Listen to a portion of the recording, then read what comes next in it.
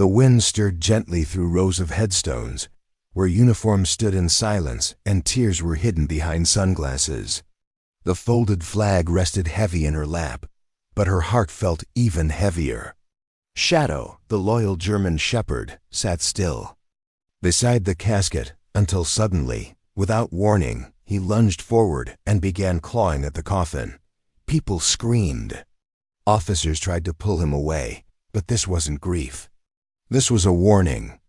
And what that dog uncovered changed everything they thought they knew about death, loyalty, and love. If you believe dogs can sense what we can't, maybe this story is meant for you. Subscribe and let Shadow show you why some hearts never stop guarding, even from the grave. The cemetery was still, the kind of stillness that feels too heavy, too exact, like the world itself was holding its breath. Rows of polished stone markers stretched beneath the gray sky, each one a whisper of sacrifice, of memory. Bugles had played. Salutes had been rendered.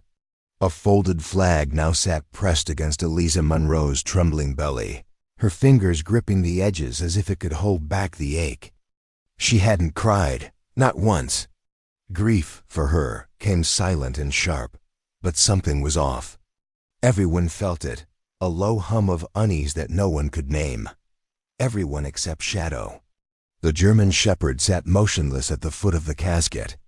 Muscles coiled beneath his coat, amber eyes locked on the polished surface like he was staring through it. He had served beside Officer Ethan Monroe for 5 years. 60 investigations, countless lives saved. And not once had he broken protocol, until now. Without a sound, without even a growl, Shadow launched forward. His claws scraped violently against the oak casket. Blood smeared where his paws tore against the lacquer. Gasps echoed.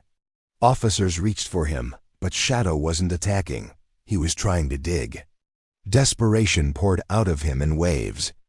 Whimpers turned to guttural cries. His body shook with urgency, not panic. It was different, deliberate, Morse code. 3 short cries, 3 long, 3 short again. A man in uniform whispered from the second row, lips barely moving. "That's SOS." Eliza didn't hesitate. She rose to her feet, voice steady despite the tremble in her hands. "Open it," she said. Chief Inspector Grant stiffened beside the funeral director. "Mrs. Monroe." "He's not grieving," she replied, pointing at the dog. "He's warning us." The crowd froze as Shadow circled the casket again, blood still dripping from his cracked pads. Body poised in perfect alignment, not random, not restless. A posture known only to those who had served. A sentinel stance. A retired Army Ranger stepped forward, eyes narrowing. "That's a live alert," he said quietly. "He doesn't smell death." The wind seemed to pause. Even the priest held his breath. Chief Grant finally gave a reluctant nod. The latches cracked open, one by one, too loud, too final. The lid creaked. Eyes leaned forward. And beneath the soft satin lining, truth lay waiting. But Shadow already knew. He had known. The moment the procession began, the moment the scent hit his nose, Ethan Monroe wasn't in that box. Not yet. And the dog who had guarded him through fire and blood was here now, tearing through ritual and silence, because he had felt something the rest of the world had buried too soon: hope. 3 years before Shadow clawed at the casket, before his cries shattered the funeral silence, he had stopped barking. It happened at the Flagstone Federal Canine Training Facility, where heat pressed into the concrete like a second skin and silence hung thicker than the dust. Shadow had once been a legend. Rogue Bravo, paired with Officer Darren Cole on breach and rescue raids against meth labs along the Arizona border. But legends fall. On a raid gone wrong near Yuma, the blast came out of nowhere.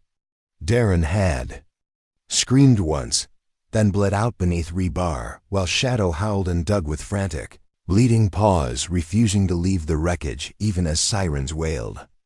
After that, he was never the same, wouldn't eat, Wouldn't train, wouldn't look at another handler. 4 officers tried. None got close. They called him a ghost in a cage. He lived in the back corner of the kennel, unmoving, broken. Until Ethan Monroe arrived. Ethan didn't call him, didn't bribe him with treats, didn't issue commands. He just sat, back against the wall, every day, same time. He read old case files, box scores, even novels. His voice never rose, never forced. Connection. He simply showed up. Ethan had demons of his own. He was a rising star in the Special Investigations Bureau, until the Ashwood raid left one teammate dead and another paralyzed. He walked away with 2 broken ribs and a hole inside him no scan could find. They offered him a desk job. He asked for reassignment, not because he wanted to work, because he needed someone who knew pain, and Shadow did. On day 9, the shepherd stood up, cautious, quiet, took 3 slow steps. Ethan didn't move, didn't reach, just breathed. On day 10, Shadow lay down beside him for an hour. In silence, that was all it took. Healing, the kind that didn't show on reports, had begun. Within weeks, they were a unit. Trainers watched with awe as the dog who hadn't touched an obstacle. Corson months now moved through it in sync with Ethan. On their first mission, a flood rescue in New Mexico, Shadow located 2 teenagers buried beneath a collapsed culvert in under 4 minutes. When paramedics rushed in, he blocked them, growled low. The girl had spinal damage, he was right. And Ethan had trusted him without hesitation. That bond, forged in silence and sealed in pain, became legend. Ethan slept through the night. For the first time in months, Shadow learned to chase tennis balls again, growling playfully when Ethan faked a throw.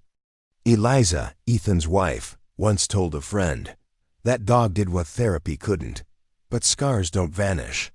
Ethan still flinched when doors slammed. Shadow still whimpered in his sleep. And sometimes they would wake up at the exact same moment, breathless, eyes wide, as if some unseen thread pulled them back from the same nightmare. What they didn't know was that nightmare wasn't done with them. Not yet. 5 days before the funeral, before the bugles and the blood. On polished wood, the call came in. Warehouse 13, east side of Flagstone. Suspected weapons cache. Velker cartel. It was supposed to be routine. The building had been under surveillance for weeks. Ethan Monroe was leading the raid. Shadow at his side. The air was dry, skies clear. Nothing seemed off. Until it was. The blast ripped through the loading bay like thunder. Fire tore up the walls. Screams echoed through twisted steel and falling concrete. When the smoke cleared, 6 bodies were pulled from the wreckage. 3 cartel, 2 officers, and 1 burned so badly he was unrecognizable. Only the dog tag suggested it was Ethan. Shadow had been found outside, limping, singed, pacing the edge of the blast zone like a wolf trapped in memory. His ears were pinned, his tail stiff, eyes wide with something beyond fear, disbelief. At the morgue, Eliza stood still as they unzipped the bag. The examiner explained the damage, no facial recognition. But dental records matched. That should have been the end. Closure, a body, a name, a folded flag. But Shadow growled the moment they tried to zip the bag again. Low, relentless, he refused. To leave, they had to sedate him. That night, back home, Eliza sat in silence while the grief came in waves, until she noticed something. The badge. Ethan always wore it clipped inside his front left pocket. It hadn't been found, nor had his watch, nor his phone. Ethan never left without checking in. But that day, nothing. Total blackout hours before the blast. Not a signal error. A manual shut-off. Her stomach twisted. Her gut, once trained in emergency rooms, now dulled by grief, stirred. Something wasn't right, and Shadow knew it. After the sedative wore off, he wouldn't go near Ethan's uniform. Refused to enter the bedroom. And when the day of the funeral came, he paced the house with sharp purpose, like he could feel the mistake marching closer. When the car arrived to bring them to the service, Shadow resisted the leash, then lunged ahead with force no handler could hold. And now, with the coffin open under the thin Colorado sky, every eye locked on the empty truth inside. No one could deny what the shepherd had known all along. Ethan wasn't in that box. Eliza's heart pounded, not in grief, in realization. The scent had been wrong. The evidence had been too clean. And her dog. Her dog had clawed at the coffin because he had heard something, or someone. The sound no one else believed was still alive. She looked down at Shadow, who sat rigid and trembling beside the open casket, his eyes trained on nothing and everything. And she knew he hadn't just saved Ethan once. He was still saving him. The morning after the coffin cracked open, Eliza Monroe didn't go home. She didn't cry or collapse into the arms of the officers offering condolences. She followed. Shadow, the shepherd, had refused food, water, or rest. He hadn't made a sound since the service, but something in his posture had shifted, no longer grief. Now it was focus, purpose. At dawn, he stood motionless on the porch, nose tilted into the breeze like he was reading the air itself. Then, without warning, he moved. Eliza grabbed her coat and followed, past the old mill, beyond the freight yard, into the forgotten spaces between Flagstone's warehouse districts. The city had cleaned up the blast site, erased the scorch marks, pulled the yellow tape, but not the truth. Shadow led her behind Warehouse 12, to a place the sun hadn't touched in years. He stopped at a broken wall, nose low, paws testing the gravel. Eliza knelt when she saw it, a silver badge half buried in the dirt. Not Ethan's, but the same unit. Blood specked the edge. Nearby, faint drag marks cut through the gravel. Something heavy had been pulled. Her fingers trembled as she took pictures, time-stamped everything. She needed help. She called Marcus Holt, academy brother, best man at their wedding. Now a regional detective with the authority to ask questions. Others wouldn't. He arrived in under an hour, still in gym clothes, jaw locked in silent disbelief. One look at the shepherd tracking blood and the badge, and his face changed. "What the hell happened here?" he whispered. Shadow didn't wait. He pressed forward, tail stiff, ears alert, until they reached the mouth of a long-abandoned drainage tunnel behind the warehouse complex. Concrete walls, rusted bars, and silence thick as mud. The dog growled low, not out of fear, but memory. Holt reached for his gun. They didn't go inside. Not yet. There was more they had to understand. Back at the precinct, Eliza filed a request for a second autopsy. Twice denied. The coroner's report was final. But something was wrong, and her instincts were screaming. She contacted Dr. Carrie Mard, the dental technician who supposedly verified the corpse. Carrie hesitated, then spoke off record. The dental records? They'd been sent in via Gmail, not through any secure database. Eliza felt her stomach drop. That wasn't a mistake. That was a cover-up. And Shadow had known it from the start.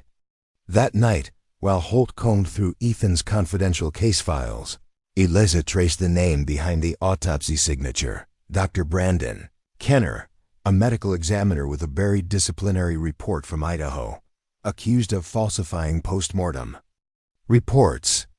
And his name had once surfaced in connection to Valker, the very cartel Ethan had been tracking. Her hands clenched into fists. This wasn't grief anymore. This was war. Ethan hadn't been buried by accident. Someone wanted him disappeared. And Shadow. He had screamed it into the world with bloodied paws and broken silence. Now, Eliza was listening. And she wouldn't stop. It happened just after midnight. The house was quiet, blanketed in a kind of silence that doesn't comfort. The kind that stalks the edge of every breath.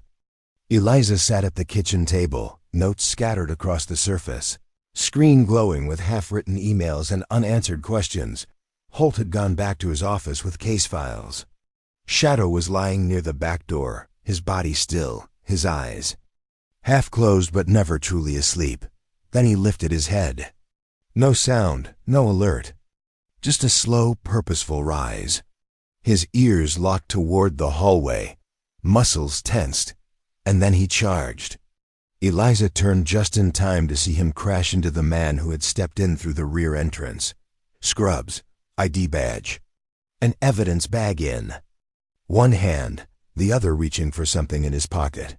Shadow knocked him clean to the floor with a snarl that split the dark. The man tried to run. Shadow clamped down. Eliza shouted. Holt burst through the front door seconds later, gun drawn. They cuffed the intruder, blood trickling from his lip, fake credentials spilling from his pocket. Javier Torres, enforcer, Valcor's cleanup crew. His job? Eliminate loose ends. The man didn't speak, didn't plead. Just glared at Shadow with cold, venomous eyes. Eliza didn't flinch. He was coming for me, she said. Or for the dog. Either way, they know. Holt made the call himself. Federal marshals, emergency protocols. This wasn't just a missing persons case anymore. It was a full-blown conspiracy. That night, as rain tapped against the windows and sirens flickered past the edge of town, Shadow curled by the door again. Blood from the bite had dried around his muzzle. He didn't sleep. He just waited, watching. Eliza knelt beside him, hands trembling as she stroked his back. "You're not just a dog," she whispered. "You're our only soldier left." It took them another day to put the final pieces together. Warehouse blueprints, old traffic camera feeds, underground access maps no one had touched in decades. There, behind the crumbling remains of a condemned building, 2 blocks from the original raid site, was a tunnel. A forgotten artery beneath flagstone, long abandoned. Holt brought backup. Shadow led the way. The moment his paws touched the cracked asphalt near the entrance, he froze. Tail stiff. Ears forward. He knew. No leash could hold him. He lunged at the rusted grate and began tearing. Holt pried it loose with a crowbar. Shadow disappeared into the dark. Eliza and the team followed, lights cutting through the damp, rotting tunnel like blades. The air was thick, mildew, oil, and blood. Shadow's footsteps echoed, then stopped.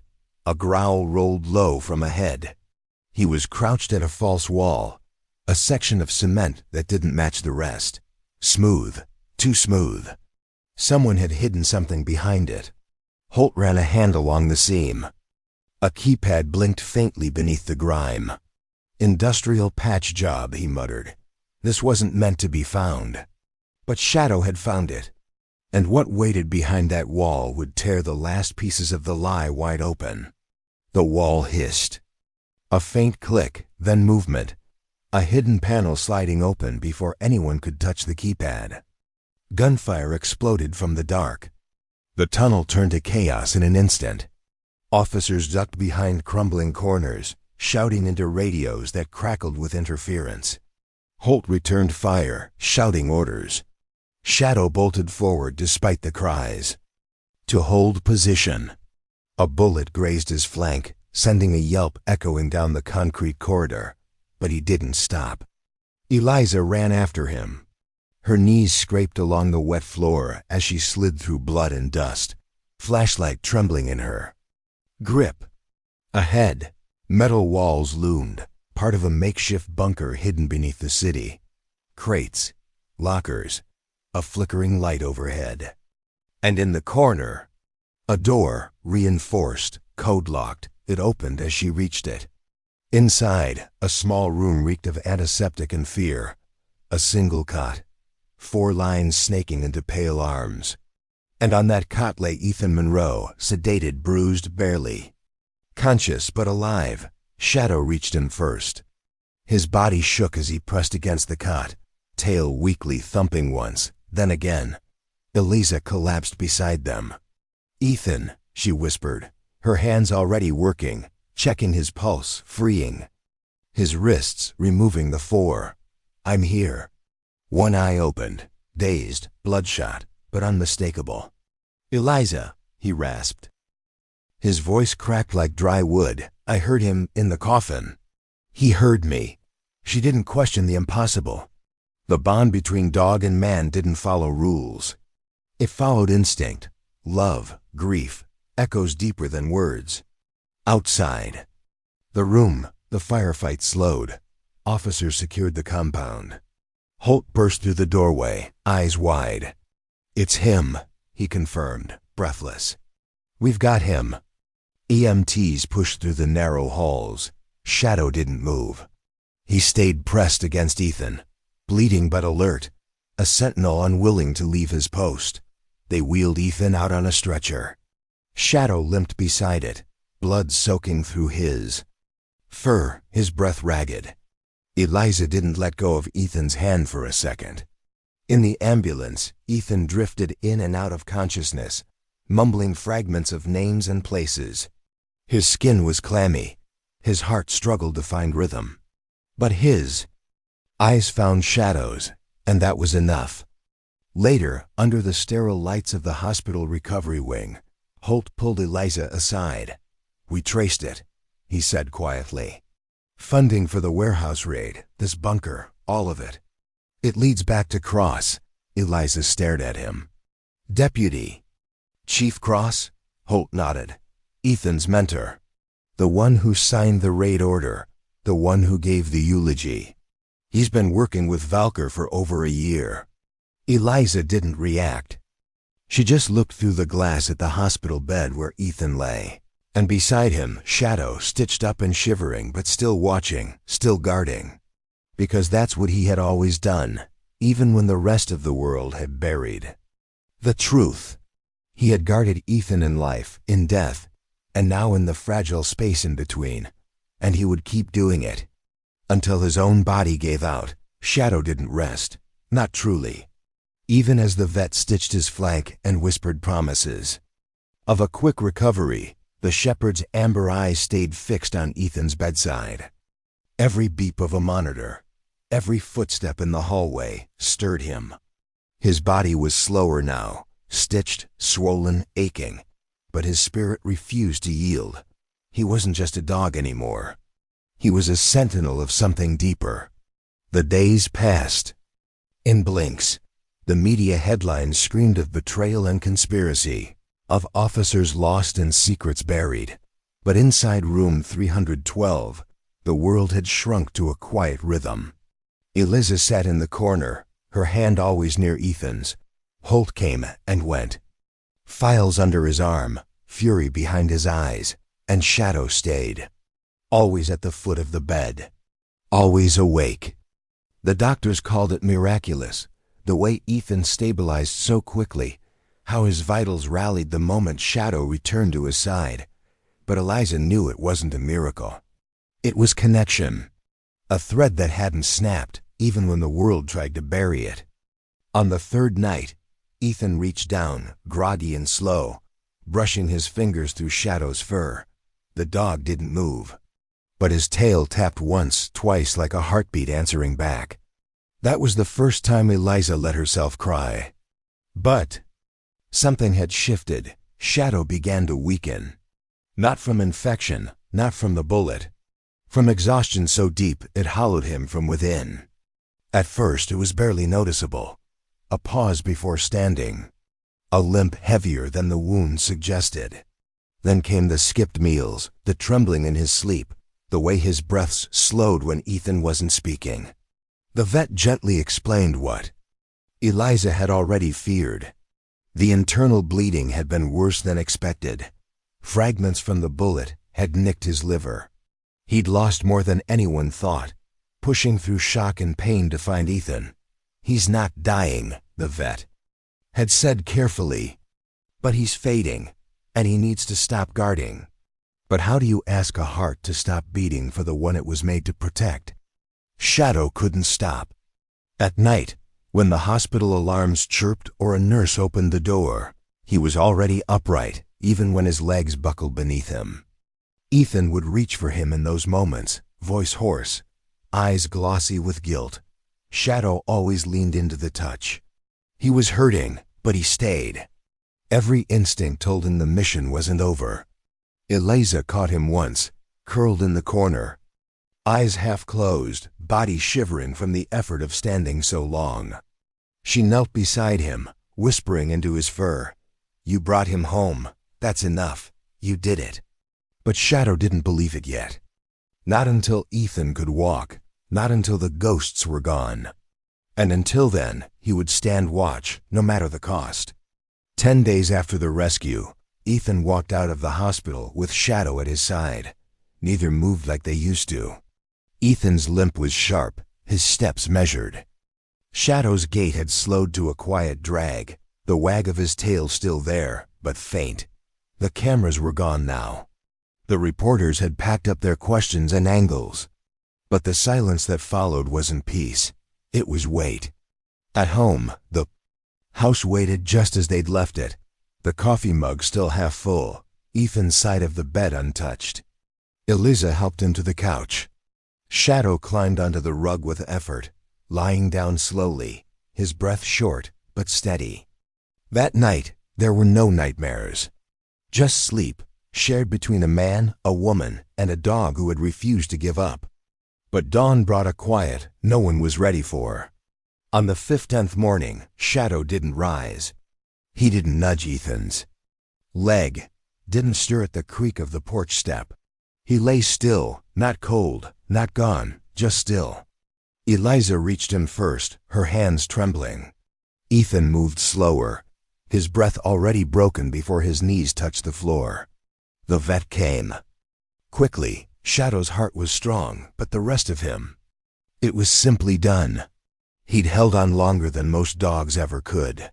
He'd stayed for Ethan. Now there was nothing left to protect. That night, they didn't put him in a kennel. Didn't lift him onto a sterile table. They lay on the rug with him, side by side, hands resting over the scar on his flank. The badge he once wore nestled gently between his paws, scratched and dulled from years of service. It read simply, Shadow, Unit 312. Just before sunrise, his eyes fluttered open one last time. They met Ethan's. No bark. No whine. Just presence. And then, stillness. No sound but Eliza's quiet sob and the whisper of wind brushing against the curtains. Ethan leaned forward, pressing his forehead against the chest that had once taken a bullet for him. And for the first time, he wept. Not because Shadow had died, but because Shadow had finished what he came here to do. 2 weeks later, the town gathered at the Flagstone precinct for a memorial. No one had to be invited. They came because they remembered the rescues, the warnings, the unspoken loyalty. Children clutched stuffed shepherds in their arms, wearing plastic canine badges. Ethan stood at the podium. He didn't speak much, just held up the real badge, the one Shadow wore till the end. He didn't bark at danger, he said, voice cracking.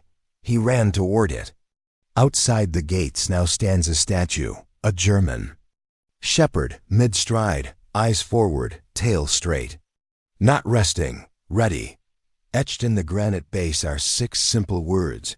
Shadow Watch, for those who still wait. In the months that followed, Ethan kept his promise.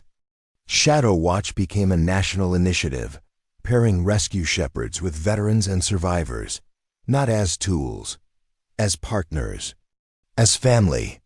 And sometimes, when the nights grew too quiet, Ethan swore he could still hear claws on hardwood, not loud, just enough.